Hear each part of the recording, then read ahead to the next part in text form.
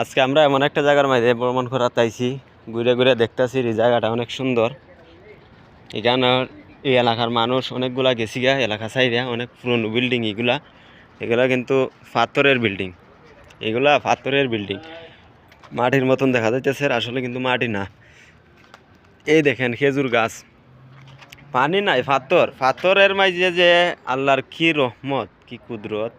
খেজুর একবারে জুকিয়া জুকিয়া ধরে রয়েছে। এই যে খেজুরের জুমটি দেখা যাইতেছে, ভিতরে অন্ধকার হয়ে গেছে, সন্ধ্যা হয়ে গেছে, এত স্পষ্ট দেখা যায় না। তারপরে আমি যতটুকু চেষ্টা করতেছি দেখাইবার লাগে। এই যে বিলাই আছে কেন বিড়াল, এই যে আরব কান্ট্রির বিলাই, এরা কিন্তু আরবি ভাষা বুঝে। খেজুর দেখেন, খেজুর খেজুর গাছ মরা ধরছে, গাছ মরা ধরছে, অথচ খেজুরের ফাই চাইলে যেমন বোঝা যায় যে এটা একবারে তরতাজা গাছ, আসলে কিন্তু না, এটা হচ্ছে আল্লাহর রহমত।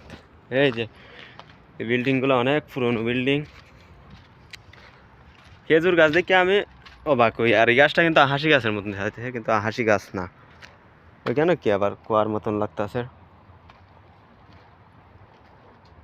ওতে এটা টাঙ্কি উঙ্কি হইব, কোনো টাঙ্কি।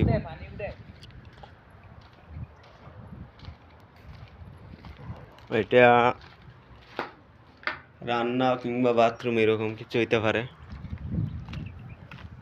আমরা আসলাম অনেক আগে, এখন যাইতেছি ফিরে যাইতেছি ঘুরে ফিরে।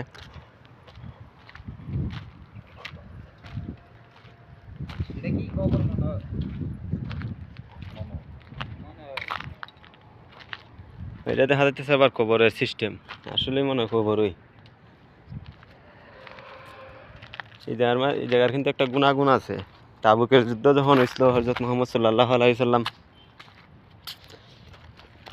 মদিনা থেকে আসছিলেন, 3 মাসের সময় লাগছিল 30,000 সৈন্য লইয়া এখানে আসলেন। আর এই যুদ্ধের মাঝে বিজয়ী অর্জন হয়েছিল। এই যে ফুল গাছ, আমি আশ্চর্যই একটা বিষয় দেখে, দেখো সানি কেন পাথর, অথচ ওইখানে আমি দেখি এমনি ফুল ধরে রয়েছে। এটা তো আর কেউ পানি দেয় না। খাজুর গাছ, প্রবাসীরা কি কষ্ট করে, খাজুর গাছ যারা ভাই কতখান উঁচা গাছ, ক্যামেরায় ধরে না, অথচ এই গাছের মাঝে এরা ইয়া হাস করতেছে। এই রইদ মাগরিবে আদান করে দিতেছে গিয়া।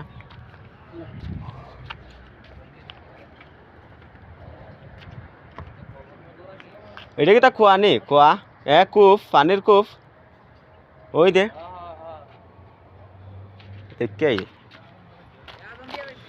এইদিকে যাই মিগে। ও পানির কূপের মতন লাগতেছে, দেখি এটা কি। আরে না, পানির কূপ না, আসলে অনেক সুন্দর জায়গা।